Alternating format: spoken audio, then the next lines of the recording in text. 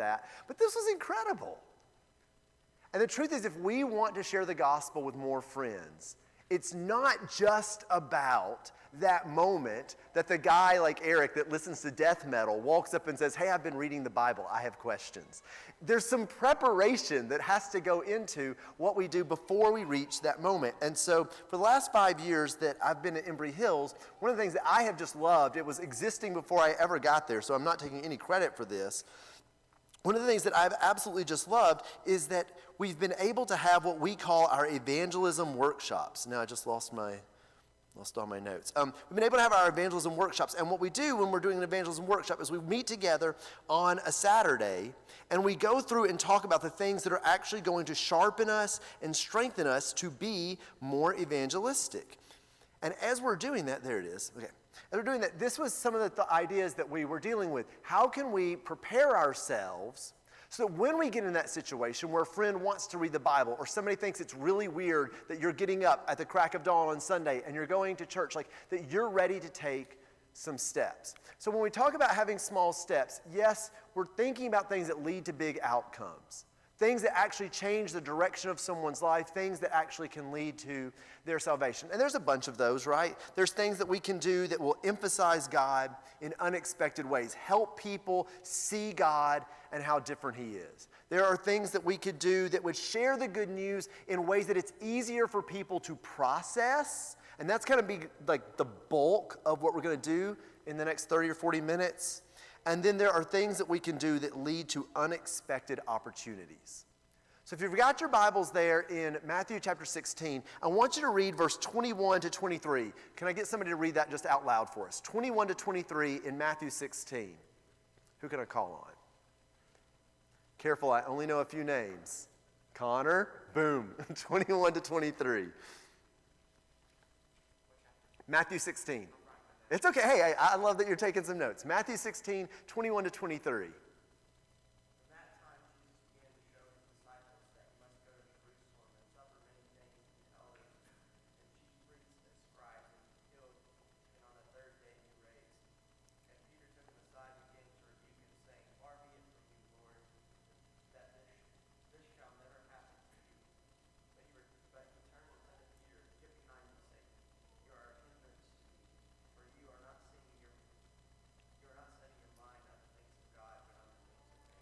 All right. So this is wild, right? You remember just a few verses earlier in Matthew chapter 16, what did Peter say about Jesus? Yeah, you're Jesus. You're the Christ. And yet here, this crazy thing happens. That Jesus says, I'm going to go die. And I want you to consider for a moment how Peter is responding to this. No!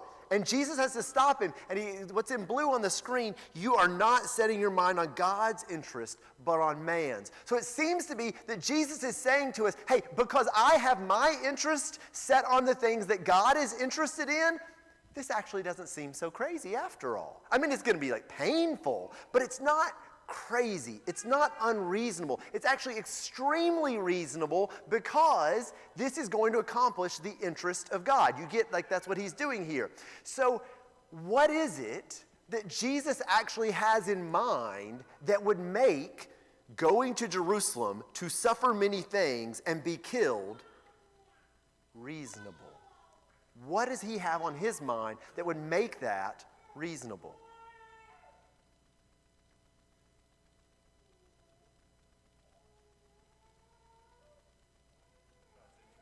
Okay, God's interest, that's the general category. What are God's interests here? That he's like, yeah, I'll do this because this is the payoff. Oh, no, come on, this is kind of a T-ball question. Listen, we're going to get to much harder things where it's guess what Philip is thinking, and I know I'm totally guilty of that sometimes. But what is Jesus genuinely interested in here that is pleasing to the Father? Us? Right? Like washing our sins away, building his church, like saving the world. You know this, right? Look at this passage. Jesus said to his disciples, if anyone wishes to come after me, he must deny himself and take up his cross and follow me. For whoever wishes to save his life will lose it, but whoever loses his life for my sake will find it. For what will it profit a man if he gains the whole world and forfeits his soul? What will a man give in exchange for his soul? For the Son of Man is going to come in the glory of his Father with his angels, and will then repay every man according to his deeds. I would say that you and I are going to have to do some things that seem crazy to the rest of the world watching us. But to us, they make perfect sense. To us, they make sense because we would really like to be repaid by God and receive good things. We would actually give up our dream job or our dream vehicle or our dream vacation so that we could go to heaven. In fact, we would give up our dream job or our dream vehicle or our dream vacation to help somebody else go to heaven. Because to us, that's just much more valuable. And so it seems really crazy, but it actually makes all the sense in the world. Let me show you one about Gideon for a moment. Think about Gideon and this really weird thing he does. He has a huge opportunity set in front of him in Judges chapter 8, verse 22 and 23. The men of Israel said to Gideon, "Rule over us, both you and your son, also your son's sons, for you have delivered us from the hand of Midian." But Gideon said to them, "I will not rule over you, nor shall my son rule over you. The Lord shall rule over you." When was the last time you turned down being the king? And not even just being the king, but establishing a dynasty where your children after you get to be large and in charge and have all the privileges that come with being the king. Gideon, we like you a lot, man. You need to be our king. And he turns it down. Here's an evangelism opportunity for you guys. And we learn this from Gideon. He turns down the throne because he knew God was the true king. There is a great chance for you to speak up about God when we do not pursue the status or the wealth of the world. When you're actually able to say to somebody, "Yeah, I know I could work overtime, and I know that they pay time and a half or they pay double time, but actually I have somewhere to be on Sunday, and I'm not going to miss that." And they go, "Dude, why are you turning down the extra hours? Why are you turning down the annual bonus? Why are you turning..." Because it's not crazy. It's reasonable to put God first. So think about Gideon and the kind of opportunity he creates. Think about Noah for a minute. This one is just super strange. Noah in 2 Peter chapter 2, verse 4, if God, and then verse 5, if God did not spare the ancient world, but preserved Noah, a preacher of righteousness, with 7 others, when he brought a flood upon the world of the ungodly. Wait, what? Noah was a preacher of righteousness when everyone around him in the world was so ungodly that God was just done with it and ready to wipe the whole thing out. When you think about Noah, there's a step there. He is actually willing to preach and to teach. He's willing to tell people about God and about righteousness, which, our world has a tolerance for everything except righteousness. He's willing to tell people about righteousness because he knew as long as God was delaying, there was a chance to warn others. And because we have that chance. We have this opportunity to tell people how they can be saved. And it's not about, joining our church and growing our numbers and expanding our building or filling No! It's about going to heaven. It's about being the people God has created and designed us to be. So he's going to take advantage of that. And of course, that doesn't always go well. Nobody else got to join on the ark, right? Not everybody will listen. But it's still the right thing. And what I love about Paul, when he was just trying to be evangelistic, but it didn't make any sense why he would keep pushing himself through these difficult circumstances, is what we find here in Acts 17. When they traveled through Amphipolis and Apollonia, they came to Thessalonica, where there was a synagogue of the Jews, and according to Paul's customs, he went to them, and for 3 Sabbaths he reasoned with them from the Scriptures. Now that's all that fits up there, so I need a reader again. Who would hit verse 5 through 10? Acts chapter 17, verse 5 to 10. Would somebody read that for us? Acts 17. Yes, sir. Thanks. The Jews were jealous, and taking some wicked men of the rabble, they formed a mob, set the city in an uproar, and attacked the house of Jason, seeking to bring them out to the crowd. When they could not find them, they dragged Jason and some of the brothers before the city authorities, shouting, "These men who have turned the world upside down have come here also. And Jason has received them, and they are all acting against the decrees of Caesar,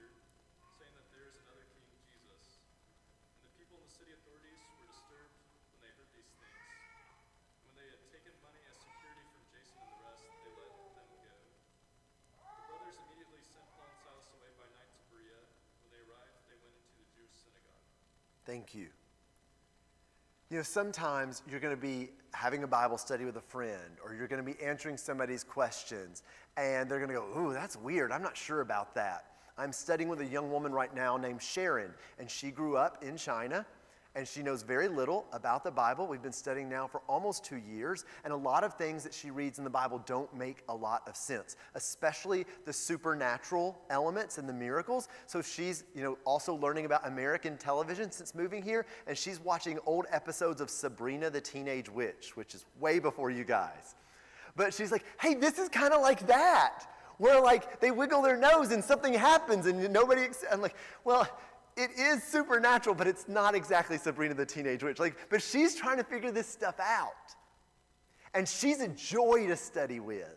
There are other people that they don't. Like you start studying with them and they're like, oh, I'm going to come to church, and then they never show up, right? Or like you start studying with them and they go, you can't say that. My brother is a homosexual. I don't want to hear that. Or you can't say this, or you're like, God, I don't like this whole concept of hell. No. What Paul does in Thessalonica is a huge lesson for us. Remember how Jesus told his apostles he's going to shake the dust off their feet and move on to another city? Sometimes you have to know when to move on. And it's not that you move on when someone stumbles or is weak. There's some people I study the Bible with, and we go through everything that they need to do and what can help their family and help raise up their kids, and we meet again in 2 weeks. I'm like, hey, did you do those things? And they're like, I did one of them on Tuesday, but none of the other days. I'm like, And I was talking to a deacon buddy of mine. I was like, man, I don't know if I'm going to keep doing this study and meeting this guy and meeting this guy and meeting this guy. And he said, whoa. He said, he hasn't pushed you away. He's struggling, and he's weak, but he still wants to know, and he still wants to do better, and he still wants to develop these habits. What I learned here from Paul is that I'm going to keep going until they literally are asking me not to.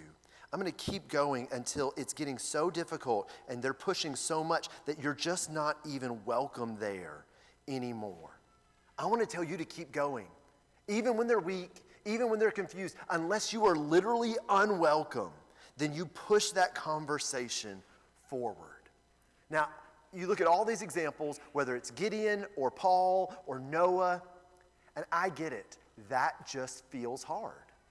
It literally feels hard to take these kind of steps and to try to be different and to try to plant this seed and water this seed when it seems like so few people actually believe in fully following Jesus. Now, there are plenty of people that are happy to do this thing where they're like, oh yeah, Jesus is God, but I'm not going to follow him, and I'm certainly not going to give up my dream job for him, or I'm not going to change my marriage for him, or I'm not going to change my finances. He's Jesus. It's the whole Lord thing from Matthew 7, right? They call him Lord, but they don't actually do what he wants. They don't really fully follow him. So I want to give you a key that can help you break through some of that. There's this little book. The author, his name is Sam Chan, and the book is called How to Talk About Jesus Without Being That Guy. And you get it, right? How to talk about Jesus without being the one that is just beating them over the head with religion. And he gives this example. So let's say for a moment that you grew up and your parents are super hippies, okay? And they're into all the craziness and they're always into conspiracy theories. And for your family vacation, you went to Area 51 and your parents explained how the government was hiding the aliens behind the barbed wire fence, okay? If that was your background, and then you met someone and they said, hey, listen, I have to tell you, this is the most amazing thing that ever happened. Last night, I was out at the grill in the backyard, and suddenly there were all of these flashing circle lights in the air, and they started coming down. If your background was hippie parents and vacations to Area 51, what would you expect that? Oh, yeah, Mom and Dad told me all about that, right? But I'm going to just guess, for most of us, if I come to you and go, hey, I got to tell you about the most amazing experience I had. And last night I was grilling the hamburgers and I looked up and there were all these circle lights and they came down and I jumped in their spaceship and we went to Venus and we came back and here I am this morning. You would be like, okay. Well, let me just back away. So let me just tell you this story.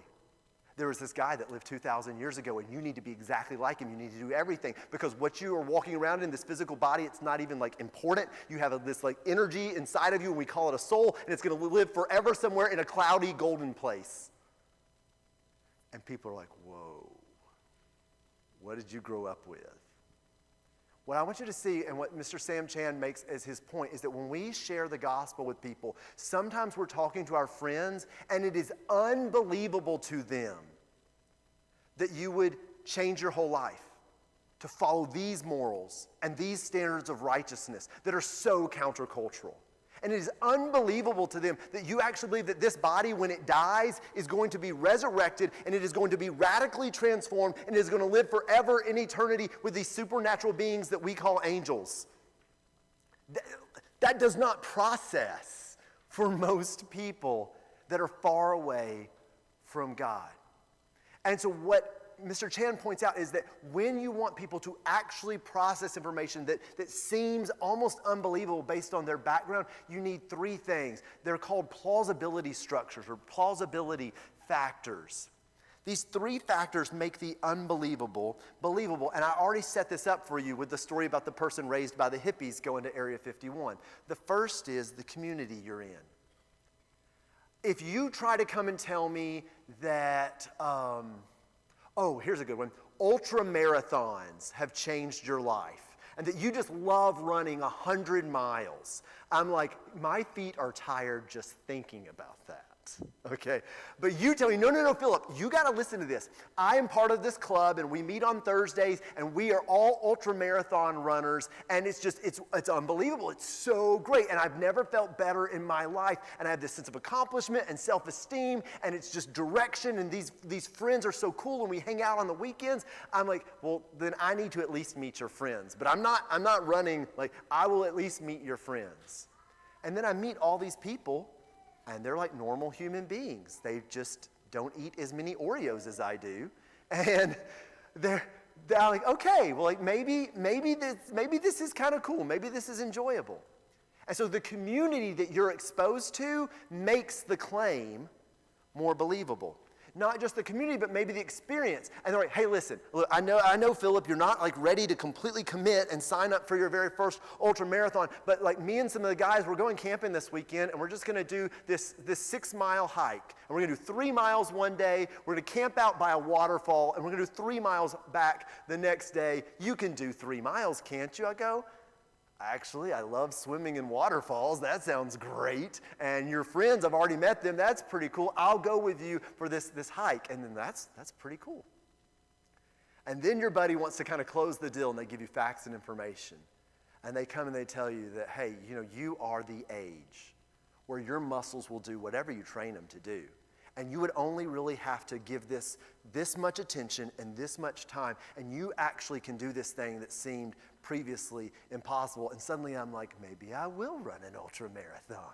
Maybe I can do that, right? And then you come back to reality. But for a minute, it's plausible because the community and the experience and the facts and information make the whole picture more reasonable. And here's what we do all the time, guys. We put giant red lights in front of our friends and neighbors when we ask them to believe biblical concepts, and all we use is the last one on the list.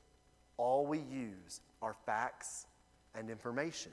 And we don't use anything about experience. We don't use anything about community. And if you're just driving down the street and you see a red light, you hit the brakes. And if I start telling you a story about, yellow light, we speed up, but red, we hit the brakes. Okay, you see the red light, you hit the brakes. If I start telling you the story about the UFOs, you hit the brakes immediately. You know that I'm just like being fictional and joking and making a point.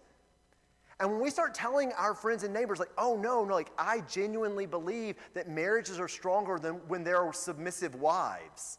Yeah, that's real popular, right? People hit the brakes. They're like, I can't go any further with you because and I'm like, no, it's in the Bible. And they're like, okay. And I'm like, no, look, it's right here in Ephesians. And all I did was give them facts and information. But if I had that same person over to my home and they see how happy my kids are, right? and they see the amazing marriage that we have, and they see the way I take care of her and she takes care of me, and the love and the respect that exists there, it's like, oh, now this makes sense. So what I want to do is give you guys some tips that are going to help us in sharing the gospel, in taking that living water Eric talked about, moving it towards the lost, towards those that are dead in their sins, and making these things more believable. So let's start here with Paul. And let me just give you the passage. Go over here to Acts chapter 22. Acts chapter 22. And walk through this with me. Acts chapter 22 in verse 1 through 5. In fact, I do want to read some of this.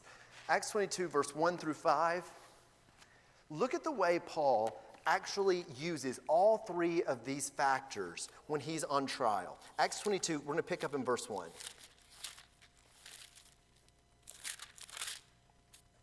Brethren and fathers, hear my defense which I now offer to you. When they heard that he was addressing them in the Hebrew dialect, they became even more quiet.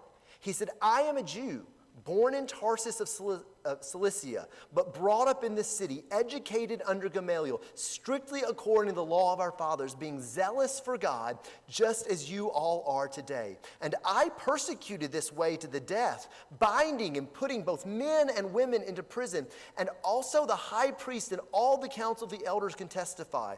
From them I also received letters to the brethren and started off for Damascus in order to bring even those who were there to Jerusalem as prisoners to be punished. Do you see how his whole introduction in this comment is, I am one of you? You know, and you've got to have that. You've got to be able to look at your roommates. You've got to be able to look at your classmates and go, hey, look, I like to have fun on the weekend as much as the next guy, but I don't drink. I don't want to even touch it.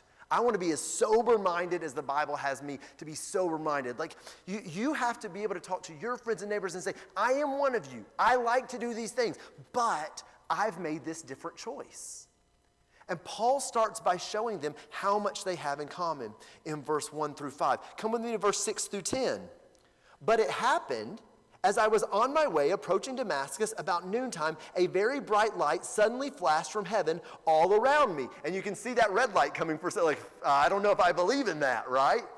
But he goes on, I fell to the ground and I heard a voice saying to me, Saul, Saul, why are you persecuting me? And I answered it, and they said, who are you, Lord? He said, I am Jesus the Nazarene whom you're persecuting. Those who were with me saw the light to be sure, but they did not understand the voice of the one speaking to me. And I said, what shall I do, Lord? And the Lord said to me, get up, go on into Damascus. There you'll be told of all that has been appointed for you to do. But since I could not see because of the brightness of the light, I was led by the hand to those who were with me, and I came into Damascus. So he had this amazing experience, and he wants to tell them about that. And look, there's just times that we have to do that. We have to come to somebody and say, hey, listen, I'm glad we're reading the Bible, or I'm glad you asked me this question, but I just need you to know I went to this really cool thing this weekend. And I got to hang out with a lot of Christians, and I was not the only one there, and we all were paying attention to what the Bible, like we were learning this. And then I got in this really hard situation one day, and I was able to remember that God actually knew the answer to that question. And I'd already learned that. And that helped me through. That helped me navigate this really tough choice. We have things in our experience to share. And then, of course, the last one that's here on the screen, these are the people and places. These are the people I met and the places I went. Verse 12, a certain Ananias, a man who was devout by the standard of the law and well spoken of by all the Jews who lived there, he came to me standing near and said, Brother Saul, receive your sight. And at that very time I looked up at him.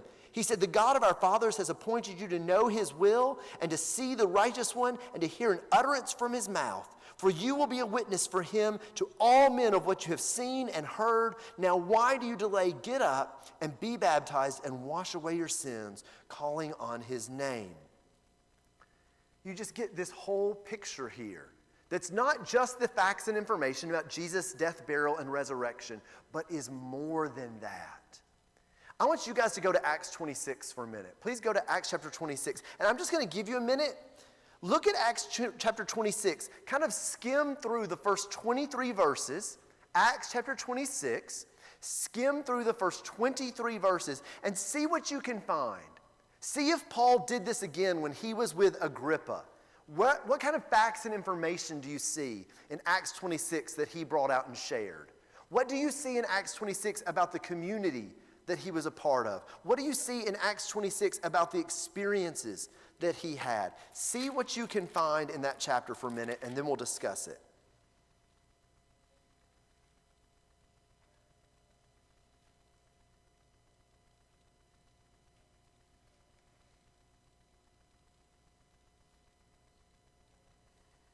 Yeah, and you're totally welcome to talk to your friends and neighbors here.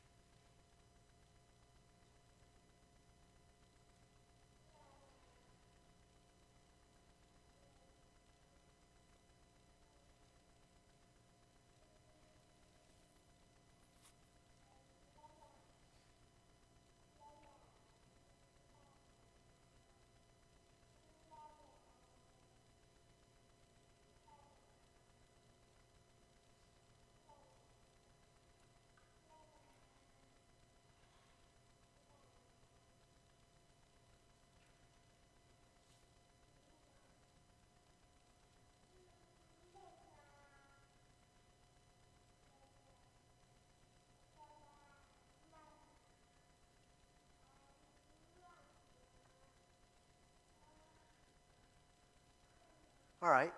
What kind of things have started to jump out at you? What have you seen about the community, the things that he might have in common with Agrippa? What have you seen here about experience that he would want to share with them? What kind of facts and information does he relate to Agrippa? Let's just start maybe with community. Do you see anything that he does or says that would build a sense of community in this conversation? What did you guys pick up on? Yeah? So this is not necessarily like people, but he laid a common ground in a little bit farther down when he's talking about, I know that you believe in the prophets and what they said. Yeah. Great. So some common ground is like, you are familiar with the prophets. I know we have that in common. What else?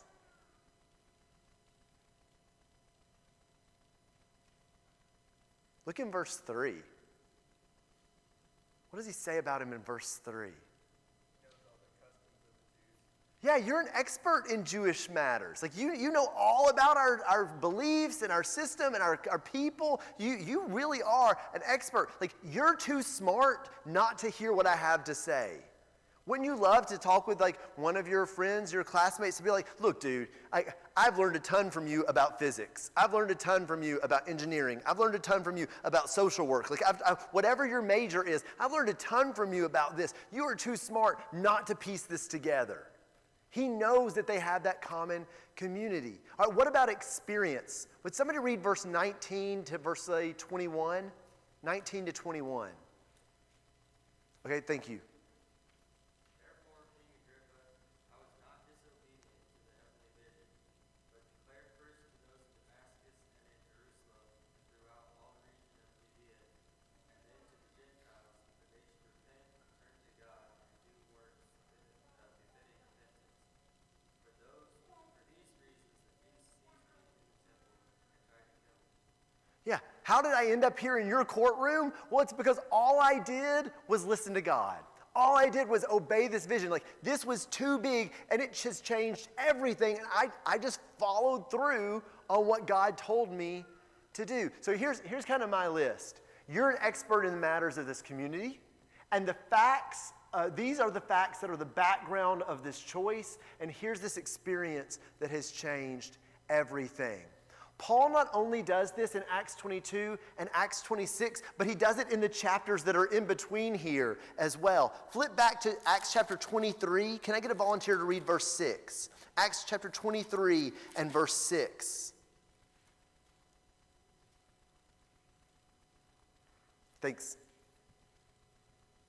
When Paul perceived that one part were Sadducees and the other Pharisees, he cried out in the council, Men and brethren, I am a Pharisee, the son of a Pharisee. Very good. He recognized that instead of taking all the heat, he could get them arguing with each other. So let's get the Pharisees and the Sadducees to argue with each other. So he yells out, I'm a Pharisee, and I believe in the hope of the resurrection. And of course, the chapter continues that the Sadducees are like, we don't even believe in that resurrection stuff. And he gets them arguing with each other. But his whole defense is, I have hope. I have a hope. And it is based in the fact that I'm a Pharisee and you guys are Pharisees too. You have the same hope. He's establishing that kind of common ground, and it makes his message more believable. Come to chapter 24. Look at chapter 24. I'm going to pick up in verse 10. When the governor had nodded for him to speak, Paul responded, knowing that for many years you have been a judge to this nation, I cheerfully make my defense, since you can take note of the fact that no more than 12 days ago I went up to Jerusalem to worship. Neither in the temple, nor in the synagogues, nor in the city itself did they find me carrying on a discussion with anyone or causing a riot. Nor can they prove to you the charges which they now accuse me. But this I admit to you, that according to the way, which they call a sect, I do serve the God of our fathers, believing everything that is in accordance with the law and that is written in the prophets. And you can talk to your denominational friends and say, like, look, I know you think we're crazy because we don't have a rock band on Sunday morning. I know you think we're crazy because we don't do this or we don't. But look, I'm just following God according to all the prophets, according to all that has been written. I'm just trying to do what is in the scriptures. We can make these things more believable when, in addition to facts and information, we also share community and experience. And here's a few of the things that I actually think become more believable. It is believable that we would fully submit to the authority of the scriptures. That we would say, especially maybe to our denominational friends, like, look, you believe faith is essential. You believe confession is essential. I believe all of it is important. I believe that we have to follow God and keep his commandments in everything, whether it's how we worship or how our families function or marriage. Like, I believe that. And the simplicity of being just a Christian. You need to know this term. This is growing in popularity. A dude posted about it on Twitter the other day and it just blew up. Ex-Evangelical. Has anybody heard that term yet? Ex-Evangelical. You haven't heard that one. Okay. You know the term evangelical, right? Evangelical basically means in America, you're kind of Southern Baptist. Like evangelical means like you're just kind of like this basic Christian that believes in the fundamentals of the Bible. And typically, it is evangelical churches that get super wrapped up in politics. And so this dude posted on Twitter the other day, he was like, is there a term other than ex-evangelical that would describe someone who still believes Jesus is the Son of God, who wants to follow him, but is just sick of, and he says, gestures at everything. All the political garbage, all of the excuses that are made for the immorality of people in both parties. He's like, is there any term for somebody that just believes in Jesus? And he said, I've settled on the term theologically homeless. That is sad to me.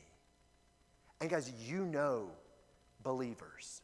You know people that believe in Jesus Christ, but they are so sick of the political garbage that has infiltrated so many American churches. You can actually tell them, you know what, at our church, it's really not about politics. It's about a kingdom that is not of this world. It's about a kingdom that Jesus has established where in our hearts we are living in submission to him rather than what's happening in the world around us. And there are people in your generation hungry for just being a Christian. And you can introduce them to other people who just follow the Bible and who just are Christians. And we're not like taking a vote on changing doctrine. We're just submitting ourselves to the Bible. It's the necessity of baptism to cover like all of these other people. They've been baptized. The honor and dignity of every human being. We'll talk about this more tomorrow, but Genesis chapter 1, 26 and 27, that we are all created in the image of God, is a crucial text for us to master, to truly have it ready when we need to talk to people about the dignity and equality of every human being. These things become more believable. So, how can you get more green lights in your conversations with your friends using these 3 plausibility things: facts and information, community, and experience? Number 1, bring that community experience into the conversation.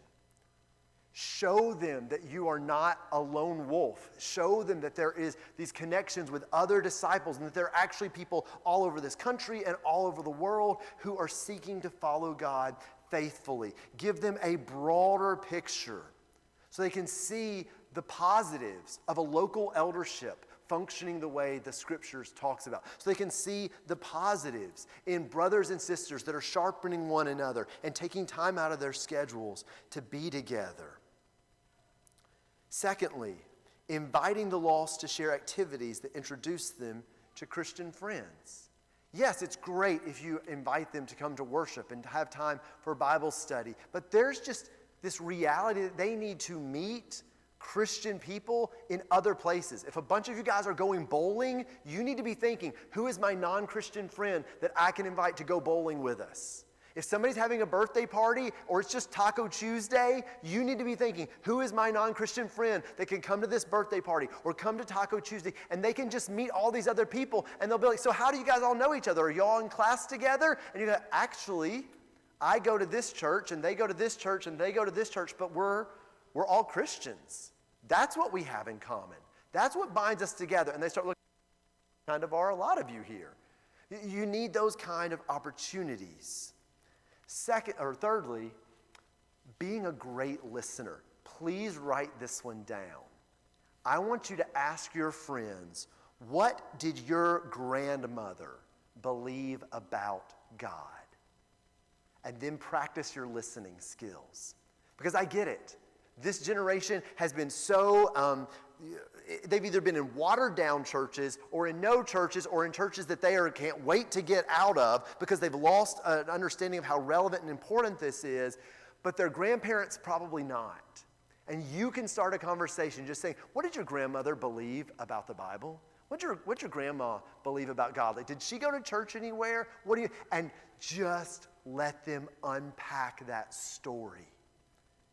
And it's likely to lead for opportunities for you to talk about differences in your faith. You know what Tracy and I found out we have in common? Both of our fathers grew up in the exact same denomination, and both of them left that denomination looking for the truth. It's like, whoa, never knew that.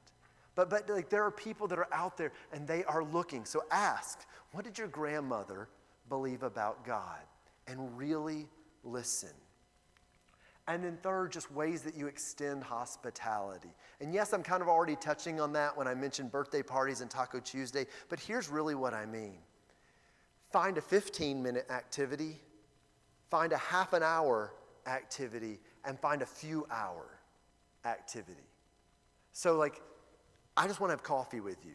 Or like, let's just go get ice cream. Or hey, have you got time? Let's just go get a donut and hang out for a few minutes. Like something that is brief, something that is short, but just something that takes your relationship with this non-Christian outside of the, hey, we're all in the same class of 100 people in Intro to Chemistry this semester. Like, let's actually go do something. Like, let's just go to the library together and grab this book. Would you just walk with me to the library? And then I'll see you later. A 15-minute activity. And then, hey, can we just grab lunch? Like, can we just hit up Chick-fil-A, or can we go to Moe's, or can we just something for lunch? And then, hey, can we just sit down and have a couple hours together, and we can visit, and we can like really get to know each other. Those are those steps in our hospitality that allows people to gain their trust and to make these things that seem so unbelievable more believable. And I know you're kind of thinking, well, that sounds awfully easy, and I've tried those things before, and Philip, you just don't understand that when I try that, it never goes as planned. They either make an excuse, or they say yes, and then they back away. Like, it just never goes as planned. Is the topic today, how to make evangelism always go as planned? No. The topic today is one small step. How do I take one small step and see what that actually produces? So take your Bibles back to Acts 16, please. Acts chapter 16, and I would love a volunteer to read verse 9 and verse 10 for me. Acts 16, verse 9 and verse 10.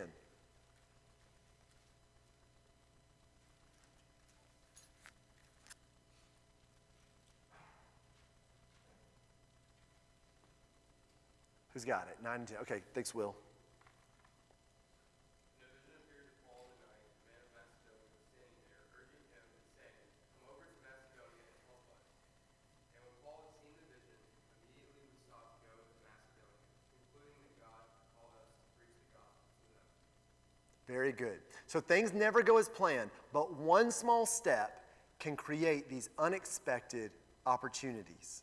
So it starts here with this Macedonian call. All right, Paul, I need you to go further than you thought you were ready to go. I know you were in Galatia and you were thinking about kind of going north, but I don't want you to go north, Paul. I want you to go west. I want you to go all the way over here to Philippi with this Macedonian call. And he's like, okay, Lord, if that's what you want. So somebody read 13 to 15. 13 to 15 from Acts 16. Who's got 13 to 15? Oh, I love how everybody covered their name badges all of a sudden. Okay, 13 to 15. Can you read it for me? And on the Sabbath day, we went out to the city to the riverside, where prayer was customarily made, and we sat down and spoke to the women who met there. Now a certain woman named Lydia heard us. She was a seller of purple from the city of Thyatira, who worshipped God. The Lord opened her heart to hear the things spoken by Paul. And when she and her household were baptized, she begged us, saying, "If you are judged me to be faithful to the Lord, come to my house and stay." And she constrained us. Great. So I wish that was where the chapter stopped, because it would be like, hey, look, he took one small step, and then he met this amazing person named Lydia, and she believed, and she was baptized, and her whole household, and she was really hospitable, and it was great. But actually what I want you to see in this chapter is what happened next. The demon-possessed girl, right? Because then this crazy person comes out of nowhere and is super annoying. And I know that when you came to the workshop today, you're like, I can't wait to meet super annoying people. That's what you were all rooting for today, right? The unexpected opportunity is this demon-possessed girl. And she comes and she is shouting and is driving Paul up the wall until finally he just cast out the demon. And that is where things change. Because yes, he got the Macedonian call, and yes, he got the low-hanging fruit, Lydia, who was already praying, who already believed. She immediately obeyed, but it was the jailer that he would have never met in any other fashion. And the point of these evangelism workshops and the point of this planning and this preparation and having this just set in our mind is that there are more people like the jailer right here in Bowling Green. There are more people like the jailer today that we need to meet. The unexpected opportunities bring the green lights that we could never, ever plan alone. And so as you just get filled up with the things that Eric is covering and the things that you're learning from all your various Bible teachers and all the different congregations you guys are a part of, I want you to be committed that I'm going to take that next step. And I'm just going to let God open those doors and bring those opportunities. And they won't always go as planned, but they can be more believable. And that one small step can make evangelism that feels really crazy actually really powerful and bear a lot of fruit in God's kingdom. Thank you so much for being part of class.